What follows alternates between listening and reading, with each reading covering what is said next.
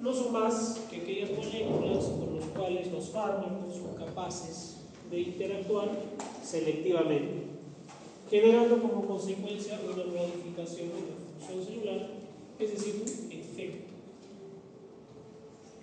Y este cuadrito es el que quiero que se aprendan de memoria. Una droga no va a actuar por sí sola, necesita un componente macromolecular que es el receptor.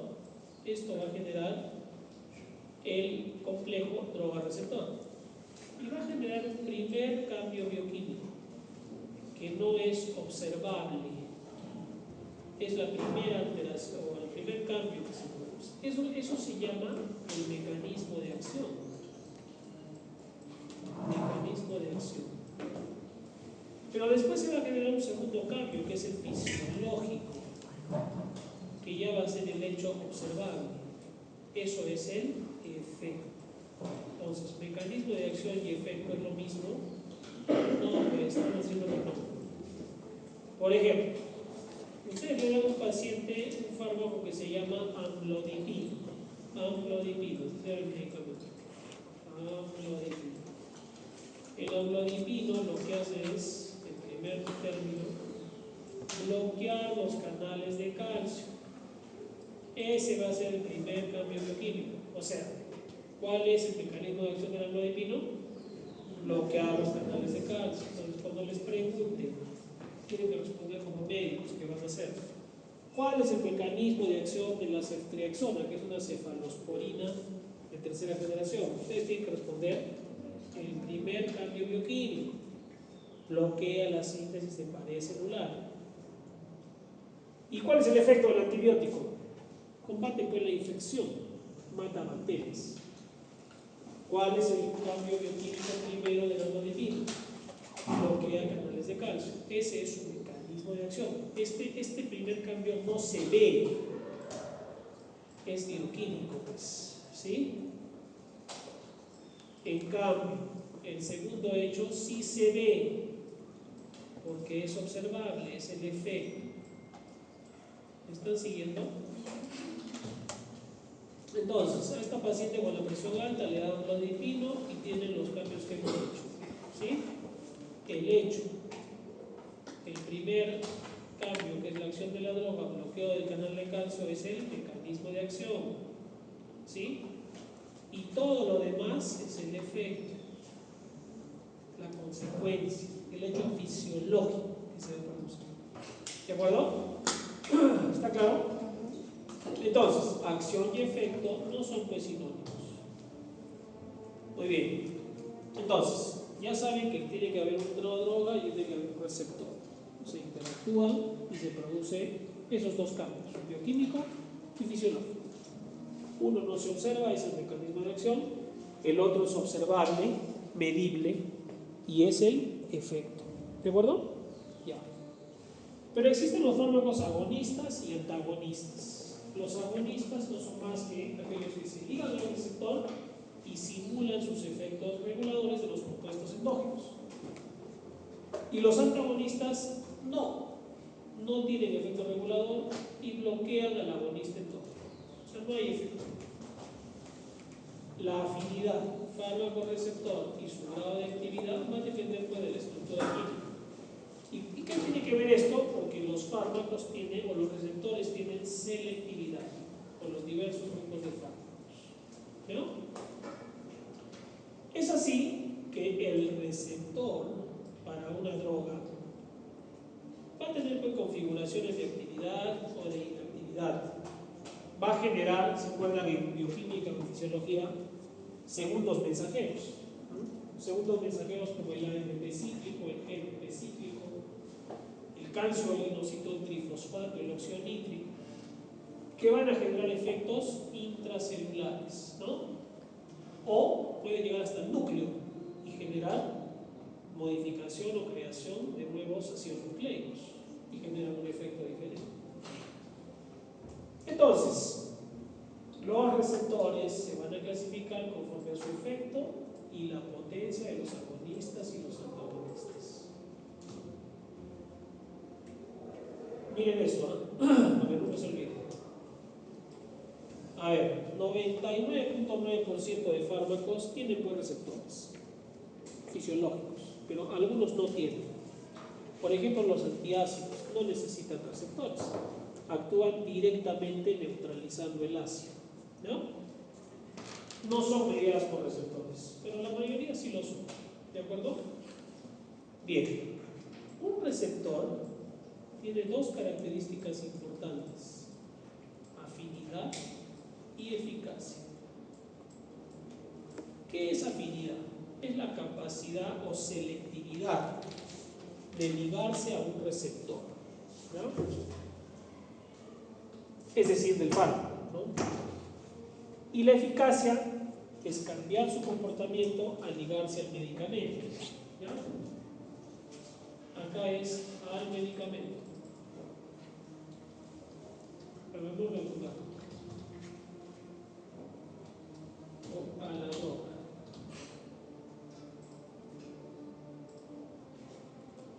Y eficacia, cuando ya cambia su comportamiento, afinidad y eficacia, o sea, no es lo mismo. Por lo tanto, la droga, el fármaco, se va a unir a donde? A una parte de la célula. Esa parte puede estar en la membrana, en el citoplasma o en el núcleo. ¿Cómo se llama esa parte? Receptor de una droga. ¿Ya? Los receptores, la mayoría son ¿qué? Proteínas. Esas proteínas pueden ser enzimas, canales, entre otros. La droga entonces se une al receptor, ¿para qué? Para producir primero una acción y luego un efecto. ¿De acuerdo? Estamos hablando a nivel celular. Entonces nuestra mujer, la paciente que tenía la presión alta y le dimos amlodipino, ¿cuál sería su acción? El bloqueo de canales de calcio, que es el primer cambio bioquímico. ¿Y cuál sería el efecto? El segundo cambio, que es fisiológico, que es la bajada de la presión arterial. ¿La puedo medir la presión arterial? Claro, pues la mido y ya está baja. ¿Se dan cuenta? La diferencia entre acción y efecto. Entonces, afinidad y eficacia no es lo mismo, ya lo hemos dicho. Fíjense, cuando un fármaco tiene afinidad y eficacia por el receptor, se habla que es una droga agonista. Cuando tiene los dos. O sea, se une al receptor y le genera un cambio a esa célula. Pero si el fármaco tiene afinidad y no tiene eficacia, eso es un antagonista. Antagonista. Les voy a poner un ejemplo. Tiene la célula, ahí está su receptor bonito, ¿no? Es decir, de esta forma. ¿Ya? Y esta es la droga. ¿Sí? Mira, tienen el mismo tamaño, la misma conformación, o sea, exactito va a caer aquí, ¿sí? Si esta droga tiene afinidad y tiene eficacia al unirse a su receptor, porque tienen química, como cuando ustedes tienen química con alguien, ¿ya? Se va a decir que es un fármaco agonista. Pero, ¿qué pasa si este es el fármaco, el receptor, perdón? La parte frontal, esta que quiere, va a entrar aquí, pero atrás es así. ¿Qué va a pasar? Probablemente tenga afinidad, sí, algunas cosas en común, pero no le va a generar mayor cambio porque no va a encajar exactamente. Entonces, tiene afinidad, pero no eficacia. Eso se llama antagonista. Entonces, las drogas agonistas, repito, tienen acción y tienen efecto, igual que las sustancias endógenas. Las antagonistas tienen acción, pero un efecto opuesto. ¿De acuerdo? Listo. Entonces, existe el concepto también de ligando. En nuestro organismo tenemos una serie de sustancias. Una de ellas, por ejemplo, es la adrenalina, la noradrenalina, la dopamina, la histamina, ¿no? Sustancias endógenas. Esos son llamados ligandos, porque tienen la capacidad de unirse a un receptor. Cualquier sustancia que pueda unirse a un receptor se llama ligando. ¿Ya? La adrenalina, que es un ligando, actúa, por ejemplo, sobre los receptores beta 1 en el corazón. Y eso aumenta la frecuencia cardíaca. Eso es lo normal. Por ejemplo, ahorita estamos acá y entra 10 perros rabiosos. Todos activamos nuestro sistema adrenérgico, liberamos adrenalina y el corazón se va a acelerar para bombear más sangre y estar más activos. ¿Sí? Eso es lo normal. ¿Qué pasa si a esta persona le damos un medicamento que actúe sobre el receptor beta 1, que tiene afinidad pero no eficacia, como el atenolol, que es un beta bloqueador? O sea, el atenolol ocupa el receptor pero no le genera un efecto. ¿Qué pasa con la frecuencia cardíaca? Baja más bien, se produce lo contrario. ¿Ya? Entonces, yo les pregunto, ¿existen receptores específicos para las drogas en nuestro cuerpo? No, son los receptores para las sustancias endógenas existentes. La farmacología se vale de ellos para actuar. Los receptores son proteínas, nucleoproteínas, ácidos nucleicos, lípidos, incluso carbohidratos. Variables, ¿no? ¿Y cómo creen ustedes que debe ser la unión del fármaco con el receptor? ¿O será bueno, será malo? ¿Si se une más fuerte, si se une más débil? En realidad vamos a ver que no. Va a depender mucho de lo que queremos. Existen los enlaces iónicos. La unión estoy hablando de la unión droga-receptor, que son enlaces débiles. Los bipolares, que también son enlaces débiles. Los puentes de hidrógeno, los enlaces covalentes, son los más fuertes que existen, pregunta de examen. Y las fuerzas de Van der Waals, que son los más débiles. Todos ellos, como vamos a ver ahora, pues pueden tener algún efecto mayor o menor, pero no significa que sean mejores, ¿de acuerdo? Les voy a enseñar este video que es sobre la complejidad de los receptores ligados a proteínas G. Y más, a ver, vamos a verlo, con los lípidos.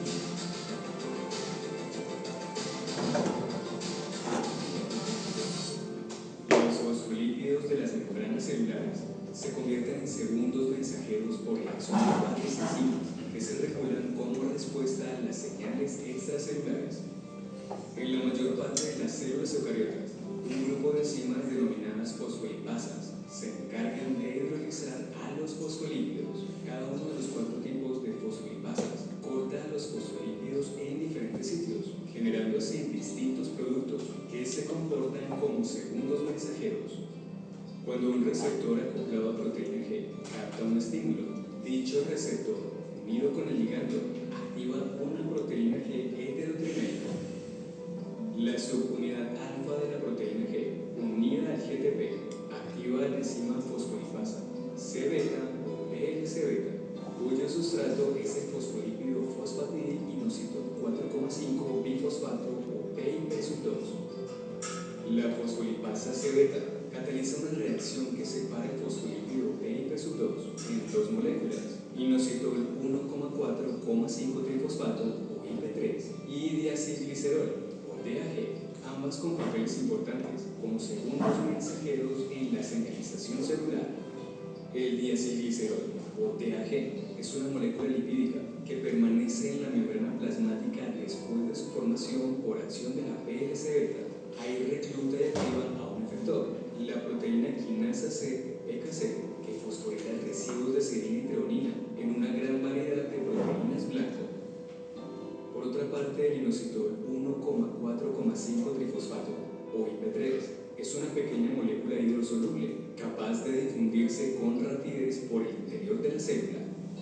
Las moléculas de IP3 formadas en la membrana se difunden hacia el citosol y se unen con un receptor específico para IP3 ubicado en la superficie del retículo endoplasmático liso. El retículo endoplásmico liso es un sitio de almacenamiento de calcio en diversas células. El receptor IP3 también funciona como canal tetramérico para el calcio. La unión de IP3 abre el canal y permite que los iones de calcio se difundan al citoplasma. Estos también pueden considerarse segundos mensajeros o mensajeros intracelulares porque se unen con varias moléculas blanco, lo que activa reacciones específicas.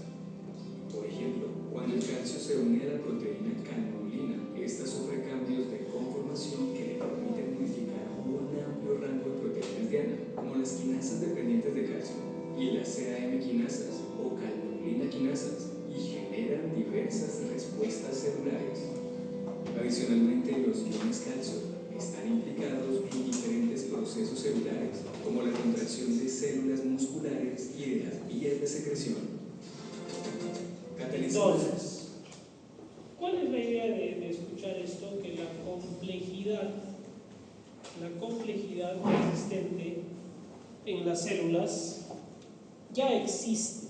O sea, ya existe. Aquí en este momento ustedes están secretando sustancias, teniendo sus receptores, teniendo alguna respuesta, teniendo alguna acción y una respuesta, ¿no?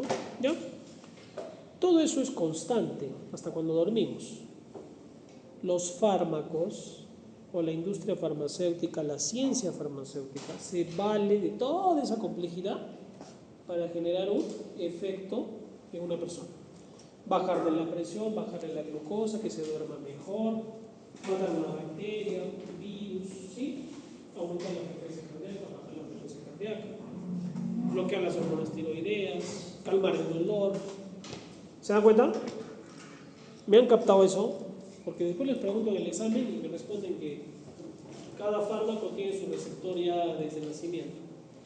No. Y no sabemos qué fármacos habrán en el futuro, ¿no? Fármacos ya de uso más profundo, moleculares, inmunológicos, que ya existen, biológicos. Y no solamente de repente generando un complejo receptor. Contéstenme esto, ¿ya?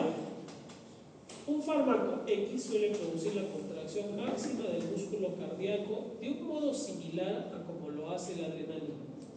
Se considera que se trata de ¿qué? ¿De qué? ¿Cuál sería la respuesta? ¿Por qué? Porque tanto la eficacia como Afinidad y eficacia. Entonces, un agonista imita las acciones de un ligando endógeno. ¿De acuerdo? Si les digo agonista parcial, produce un efecto parcial. Un antagonista bloquearía los efectos, o los reduciría en todo caso, causando un efecto opuesto. Y este concepto agonista inverso, yo no les digo para no marearlos, pero los agonistas inversos revierten la actividad de los receptores y generaría un efecto opuesto. O sea, es un antagonista. ¿De acuerdo? Es para marearlos. La respuesta es agonista. Muy bien. ¿Preguntas? Hay conceptos clave, ¿no?, en esto que hemos estudiado.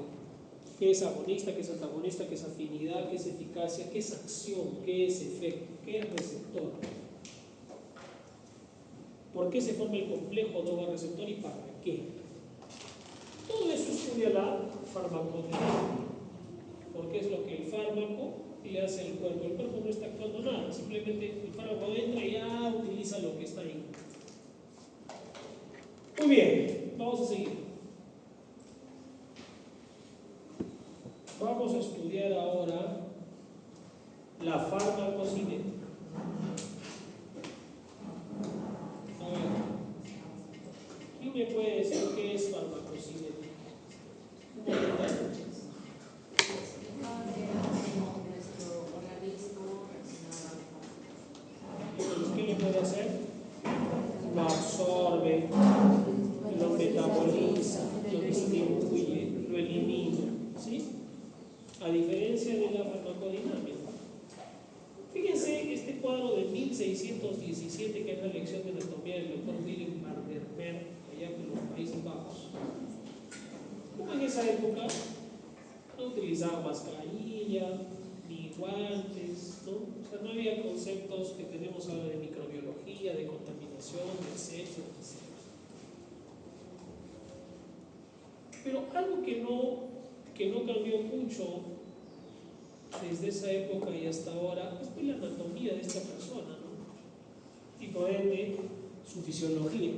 Es algo que ya hemos evolucionado. Ya tengo por ahí una teoría de que antes teníamos 2 hígados, ya no tenemos uno, o tenemos otro cerebro. En el caso del cerebro se dice que a través de la evolución el ser humano queríamos almacenar cosas, y como queríamos almacenar más, pues desarrollamos un cerebro para almacenar. Y de paso, con el tiempo, cuando el ser humano ya no podía almacenar tanto en su cerebro, creó las bibliotecas para poder almacenar libros. Y ahora, ustedes en sus tablets pueden almacenar gigas de información, ¿no? Teras, son 1000 gigas. Entonces, todo evoluciona. Ahora es impensable una clase de anatomía así, ¿no? Que todos estén así con la mano. No. Sin embargo, la farmacocinética y la estructura del ser humano no ha cambiado. Les aseguro que por lo menos en 2500 años no ha cambiado. ¿Quién sabe hace? Bueno, de repente de acá para el futuro, digamos, de acá a unos 100 años o 500 años. Imagínense de acá a 1000 años, si existiremos. Me refiero como raza humana, ¿no? ¿Cuál será nuestra evolución? Fíjense, un varón de 50 años de edad cursa con fibrilación auricular, toma warfarina. En una nueva consulta le lean aspirina. Y luego empieza a sangrar. ¿Qué pasó? Hay una interacción allí, probablemente farmacocinética, como vamos a revisar. Todo tiene que ver con la absorción, el metabolismo, la distribución, la excreción de fármaco. ¿Ya? Ustedes en prácticas han hecho la vía de administración, ¿sí? ¿Por qué son importantes las vías de administración?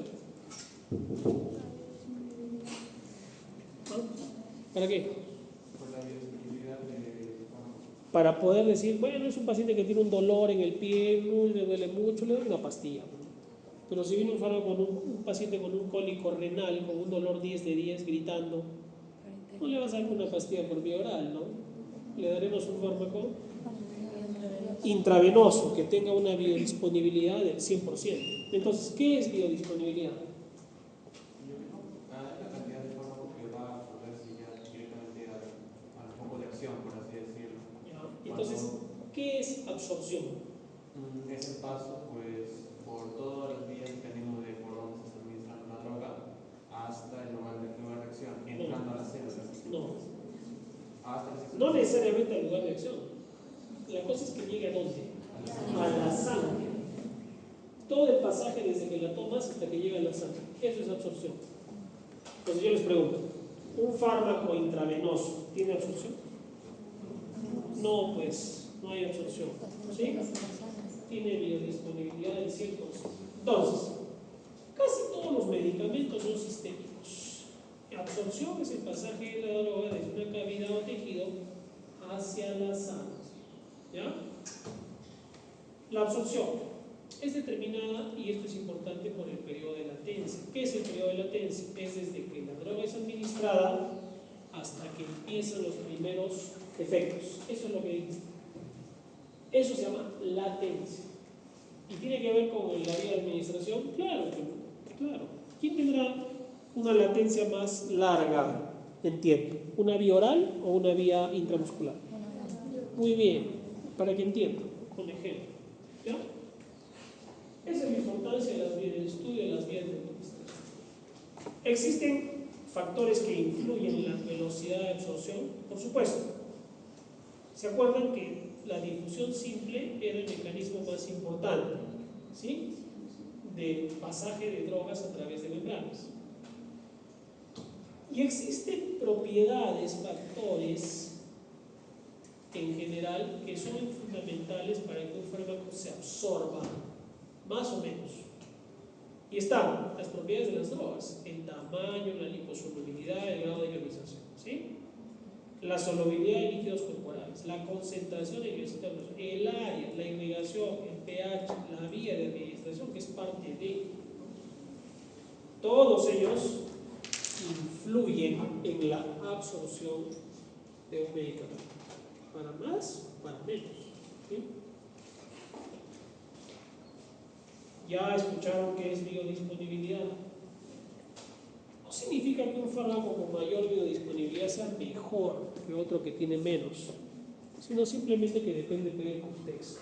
Por ejemplo, si un paciente viene y te dice la garganta, un analgésico, no le vas a poner una vía y lo vas a hospitalizar, y le vas a poner paracetamol 1 gramo cada 8 horas intravenoso. ¿Por qué no hacemos eso?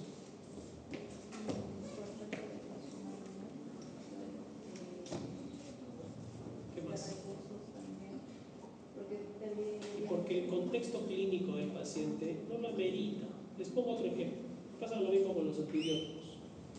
Los pacientes van a ir a la garganta, denme inyecciones para curarme más rápido. Digamos que entra una cucaracha acá. La podemos matar de 2 maneras. Pobre cucaracha, pero para el ejemplo, ¿ya? Una vía sería nada más, ¿ya? Y la otra le ponemos un cartucho de dinamita y volamos la Universidad Católica. ¿Qué te parece? ¿Fue muy exagerado? Por supuesto, ¿no? Entonces, en medicina, a situaciones simples, soluciones simples. Problemas complejos, soluciones complejas. Entonces, si viene un paciente con gripe, con moco, le lagrimean los ojos, estornuda, es una infección viral, ¿le pondrías inyecciones? No, pues.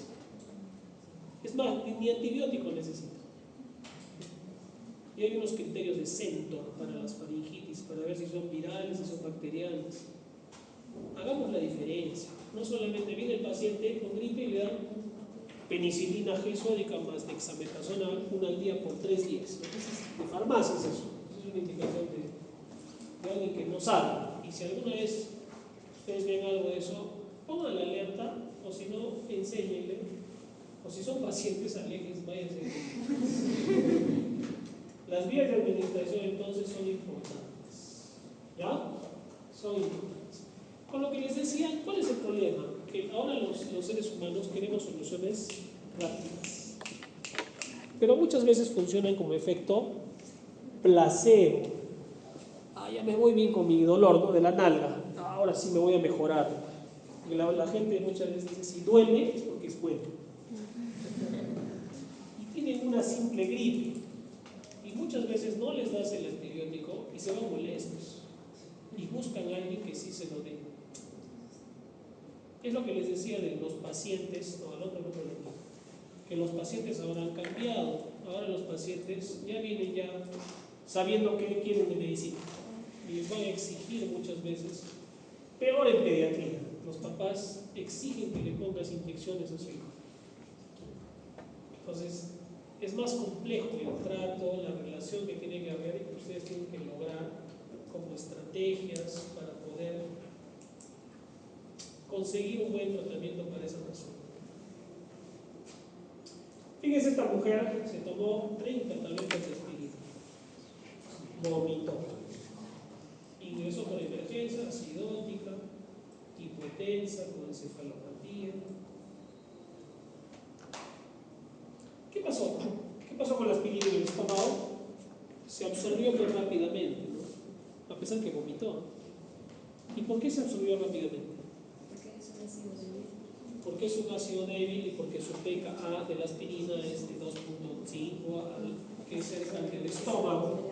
Por ende, se absorbió muy rápido y tuvo el efecto indeseable en ese caso, ¿no?, que fue acidosis, porque fue un grado de intoxicación. ¿Ya? Ya, pero como ustedes ya saben, el fármaco no es que llega, se absorbe, llega a la sangre y dice, ya llega a la sangre, ahí me quedo. No, se va a distribuir.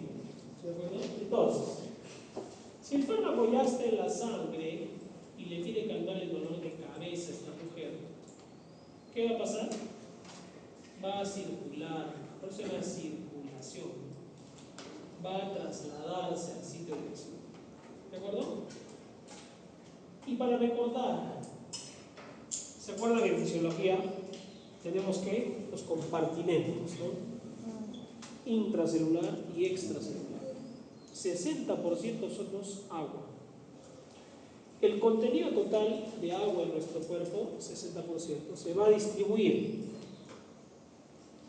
35% del agua corporal total, o sea, más o menos 14 litros para una persona de 70 kilos, va al extracelular, un porcentaje al líquido plasmático, al líquido intersticial, y al intracelular 65% de esa cantidad.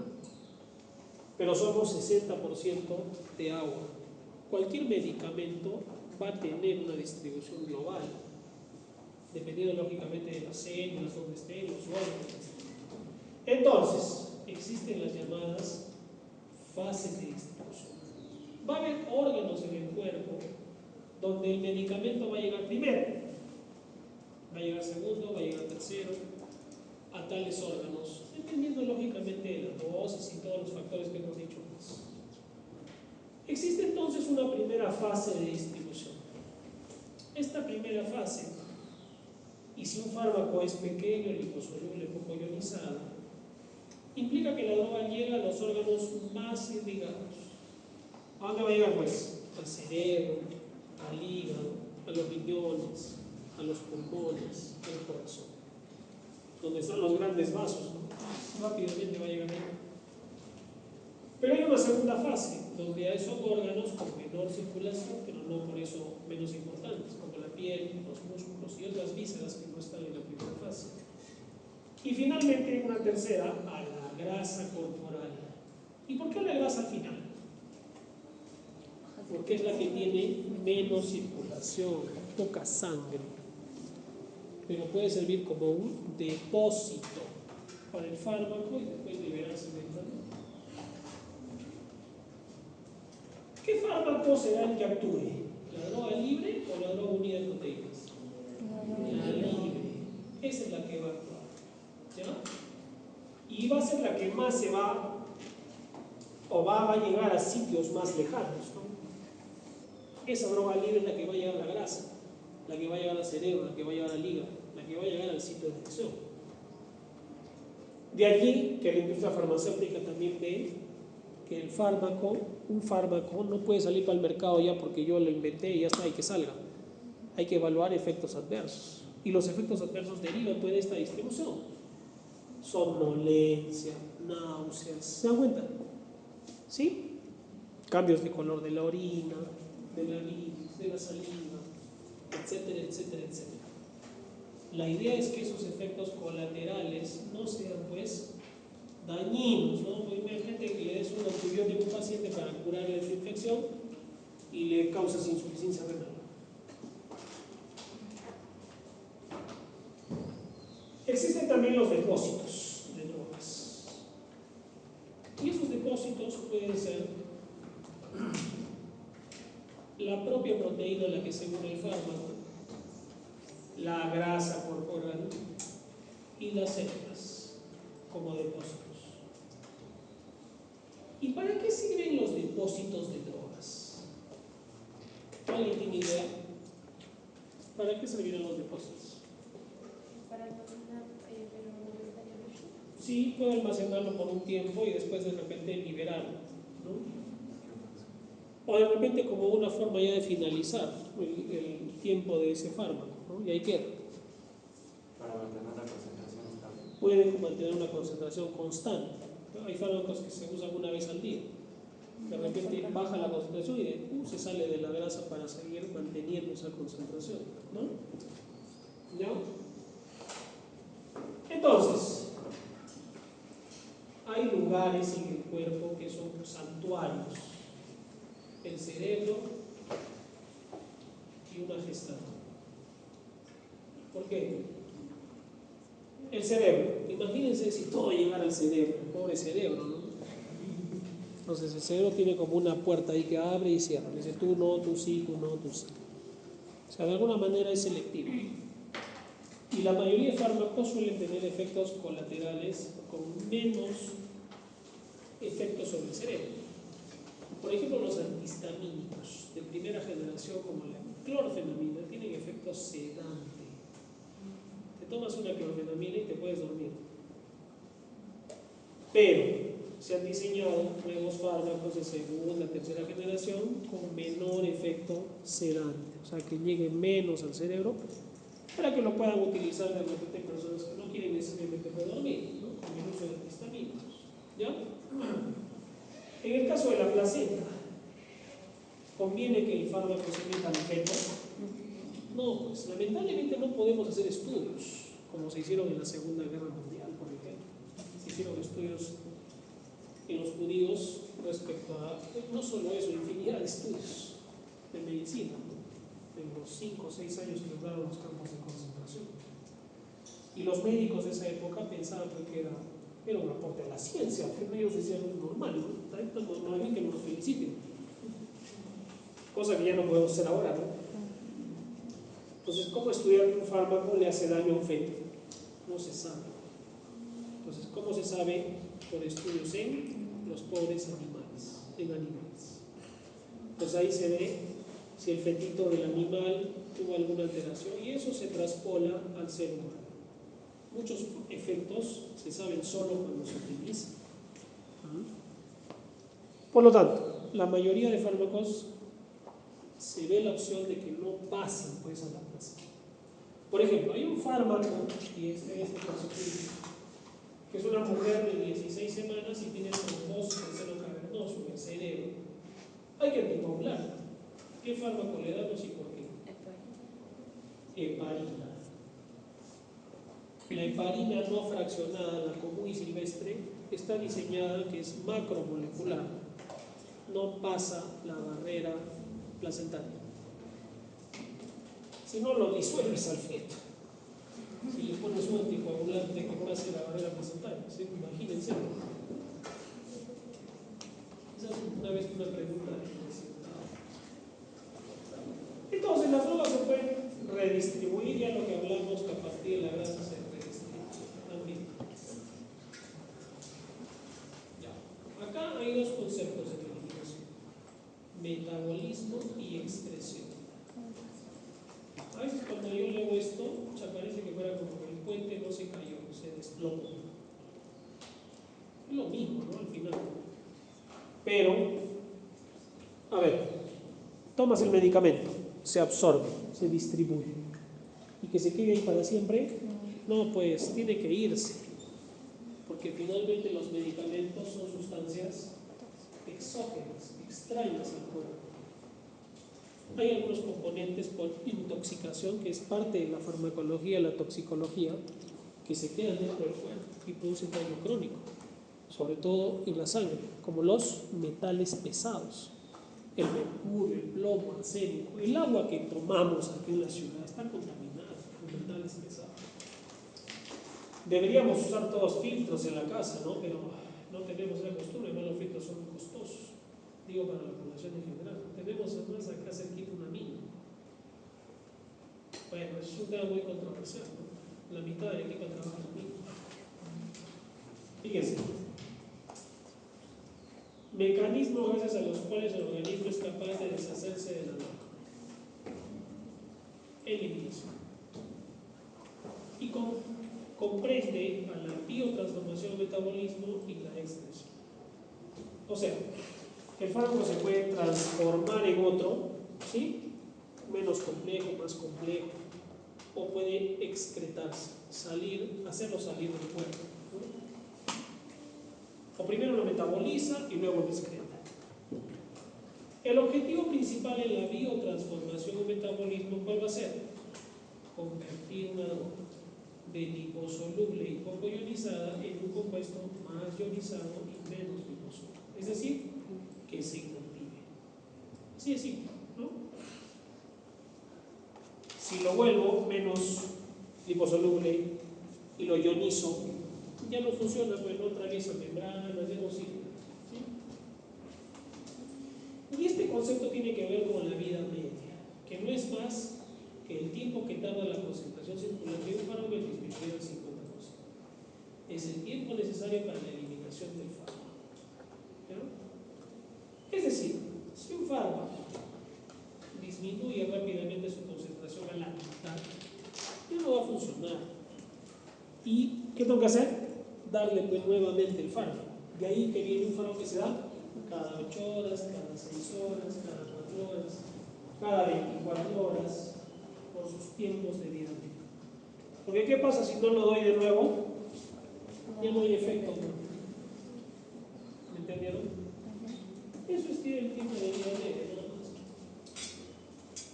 Existen transformaciones que no necesariamente son para excretarse. Es el caso de los profármacos o prodrogas. Es decir, un medicamento que lo tomas como A y en la sangre se transforma en B, pero que este B es el activo. O sea, se active en el cuerpo. ¿Sí? Son prodrogas o fármacos. Si una sustancia se convierte en otra, por ejemplo una droga en un metabolito, tiene que haber un cambio químico. ¿Sí? Un cambio químico. Esos cambios químicos son los que inactivan para las drogas. Ahora, hay dos tipos de reacciones químicas que metabolizan los fármacos. ¿Cuáles son? De memoria hay que aprender esto: las reacciones de fase 1 y las reacciones de fase 2. Las reacciones de fase 1 son oxidación, reducción y hidrólisis.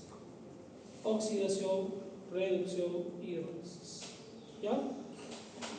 Y las de fase 2, la conjugación. Vamos a revisarlas. Las reacciones de fase 1 también son llamadas no sintéticas. ¿Por qué? O sea, la oxidación, reducción y hidrólisis son no sintéticas. ¿Qué quiere decir esto? Que originan inactivación de la droga, pero también pueden generar activación como las prodrogas. Pero el nuevo compuesto que se forma va a ser similar o de menor complejidad que el original.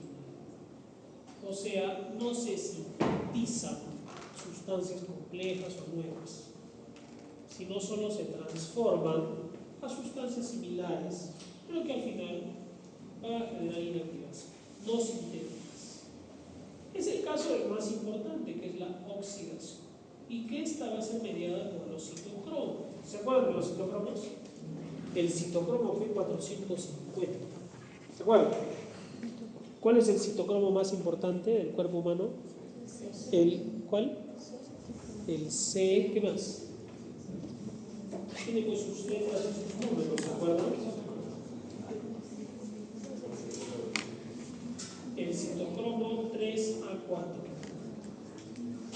es el más importante. ¿Ya? Y lo interesante de estos citocromos que generan reacciones de oxidación es que existen los inhibidores y los inductores de citocromo P450 3A4. ¿Y para qué me sirve esto? Para saber pues las interacciones. Existen ahora calculadoras en el celular donde ustedes pueden poner de fármacos.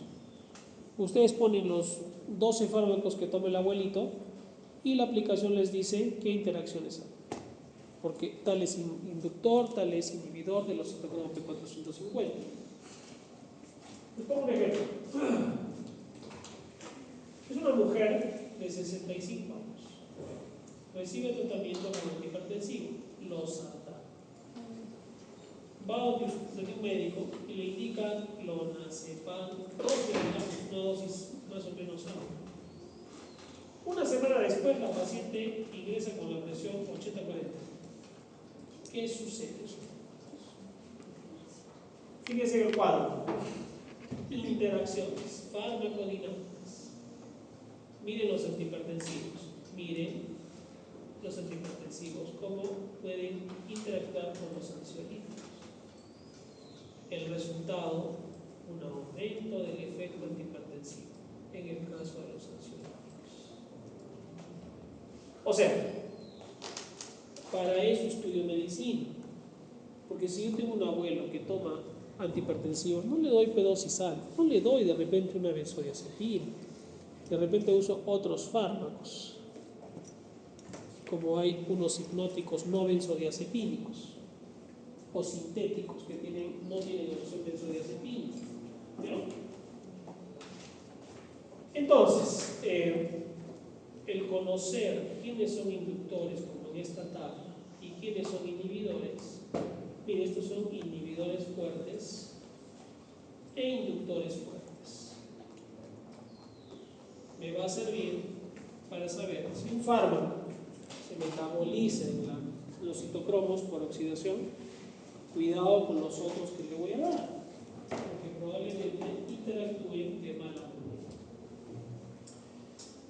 La oxidación es la más importante.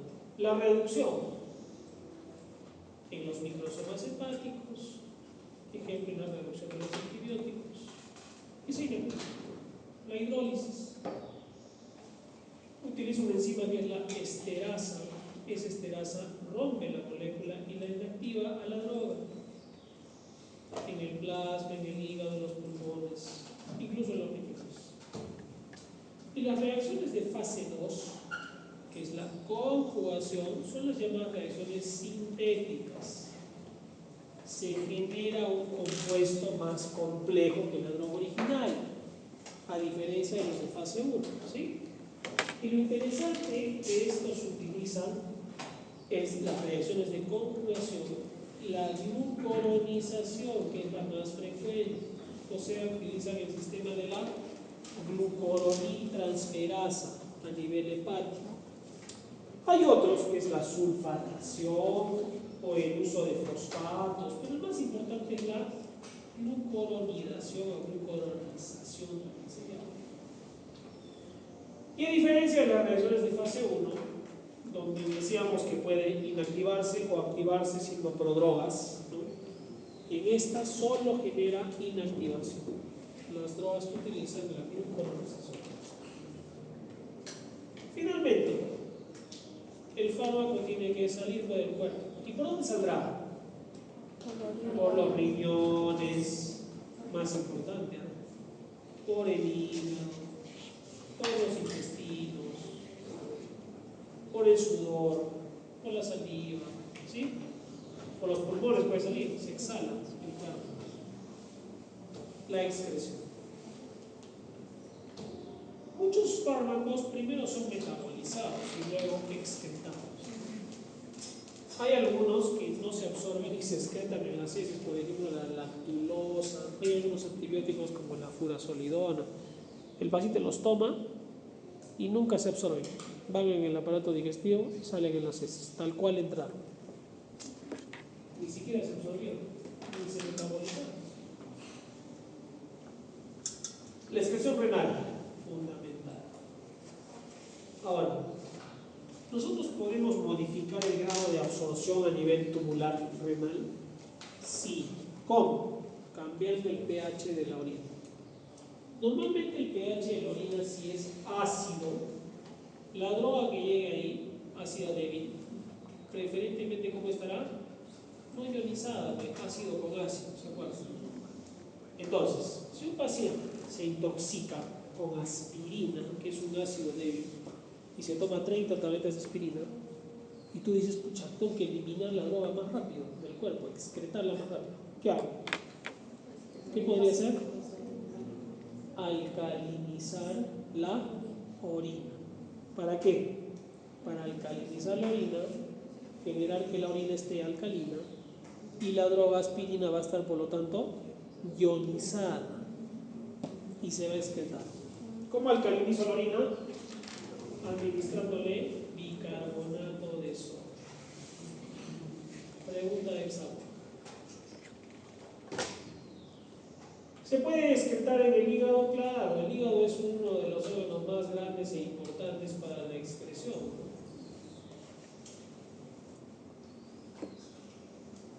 Ya hemos hablado parte del metabolismo y de la micronización, pero finalmente en el hígado se puede excretar a la bilis y este se excreta.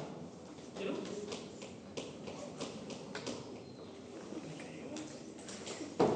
Como ven, ya la situación se va poniendo un poquito más pesada, ¿no? Conforme pasa el tiempo. Pero no deja de ser accesible. Saquen una hoja. Vamos a ver el caso. 5 preguntas.